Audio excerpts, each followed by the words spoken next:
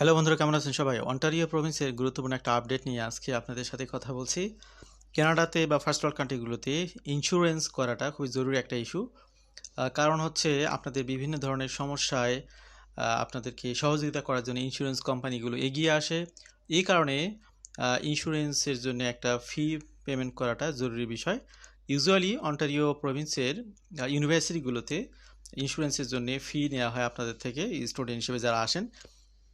তো এখানে 20% ইনক্রিজ হচ্ছে ইন্স্যুরেন্স ফি, এটা নিয়েই মূলত আজকের আপডেট আলোচনা। তো এই 20% ইনক্রিমেন্ট এটা শুধুমাত্র অন্টারিও প্রভিন্সের জন্যই, অন্য প্রভিন্সগুলোর জন্য না। মেজরিটি স্টুডেন্টরা যেহেতু অন্টারিও প্রভিন্সে আসেন, সে কারণে তাদের জন্য এটা কিছুটা হলেও গুরুত্বপূর্ণ তথ্য। Ontario international students face 20% fee hike for compulsory health insurance. তো এটি কার্যকরী হবে মূলত 1 সেপ্টেম্বর 2026 থেকে। এখন ইন্টারন্যাশনাল স্টুডেন্টদেরকে আগের তুলনায় বাড়তি $156 হেলথ ইন্স্যুরেন্স ফি দিতে হবে, এবং যারা 3 জনের ফ্যামিলি সহ আসবেন তাদেরকে বাড়তি $468 এখানে পেমেন্ট করতে হবে। তো এখানে আমরা যদি আরও একটু ভালো করে দেখি, ইউনিভার্সিটি হেলথ ইন্স্যুরেন্স প্ল্যান এখানে আগে ছিল 792, এটা হয়ে গেল 948।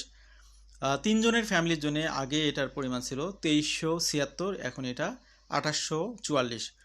তবে কানাডাতে এই ইন্স্যুরেন্সের খরচগুলো দিতে হয় ভিসা হওয়ার পরে, অর্থাৎ আপনি ভিসা পেয়ে কানাডাতে আসার পরেও এগুলো আপনি পেমেন্ট করতে পারবেন। অন্যান্য দেশে যেমন আগেই দিতে হয় এমনটা কিন্তু না।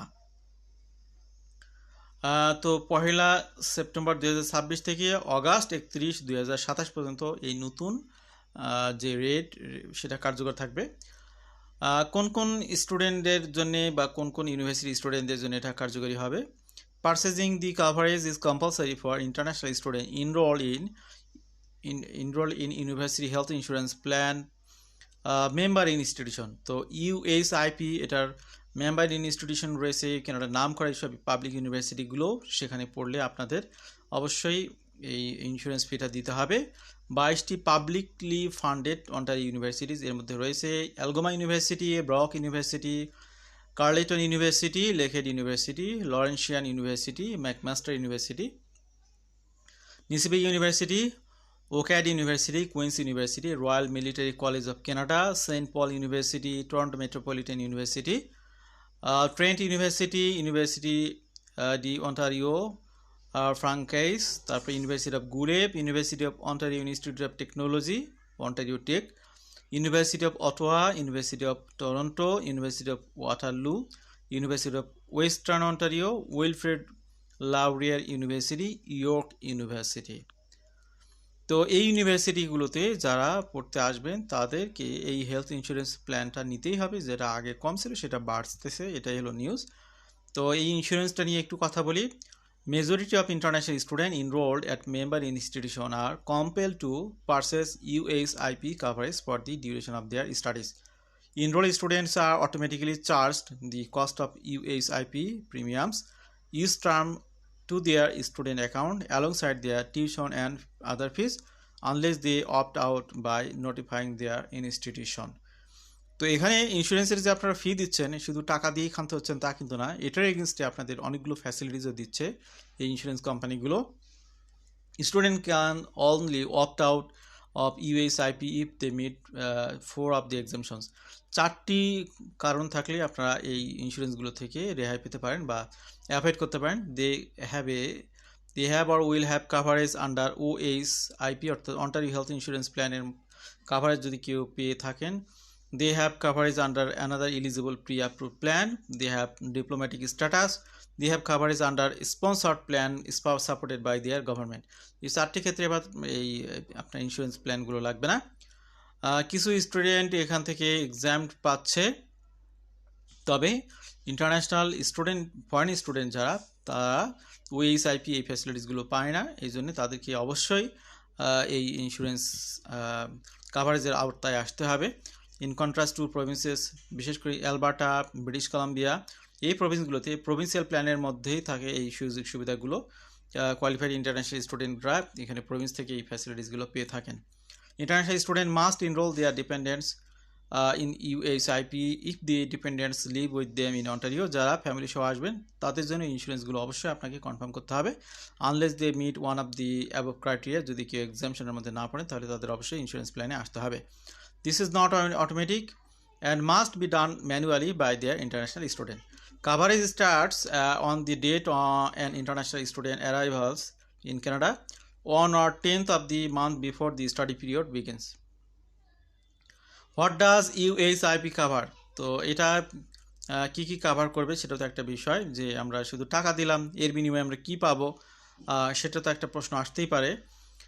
এখানে তারা 1 বছরের এখানে বেশ কিছু তারা সুযোগ সুবিধা দেয়। USIP provides coverage up to maximum 1 million cat পর্যন্ত তারা এখানে পার পলিসিতে তারা এখানে কাভারেজ দিয়ে থাকে, বিশাল একটা ব্যাপার।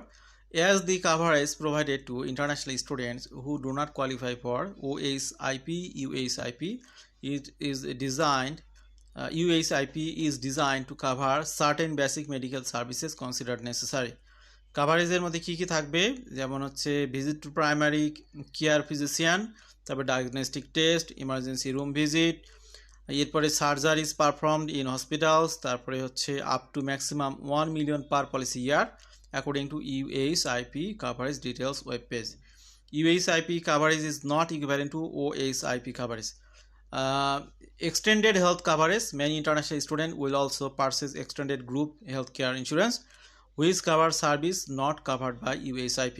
তো এই যে ম্যান্ডেটরি যে একটা হেলথ ইন্স্যুরেন্স, এর বাইরেও কারো যদি টাকা পয়সা বেশি থাকে, কেউ যদি আরও মোর সিকিউরিটি ফ্যাসিলিটিস পেতে চান, তাহলে তারা এক্সট্রা ইন্স্যুরেন্স নিতে পারেন। Unlike USIP, extended health coverage varies according to the institution, with groups plans typically offered at the level of specific student societies, comparable to group health insurance plans offered to many Ontario workers. Students' extended health plans typically cover services such as prescription drugs, dental care, and vision. In many cases, purchasing the group extended health insurance coverage offered by one's student society is also mandatory unless the student meets a qualifying exemption and opts out.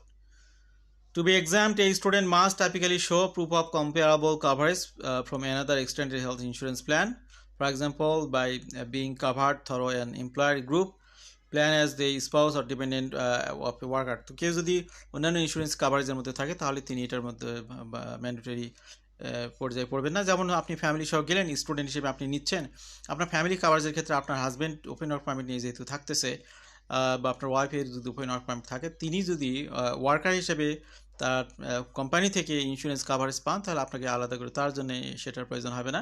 Even চিলড্রেনে যদি আপনার school থেকে যদি এই ধরনের কাভারেজের সুযোগ থাকে, তাহলে সেটা অ্যাভয়েডের বিষয় থাকতে পারে। তো এখানে ধরে নিতে হবে যে 3 জনেরই পেমেন্ট করতে হবে। প্রস্তুতি থাকাটা ভালো থাকবেন সবাই। আল্লাহ হাফেজ, আসসালামু আলাইকুম।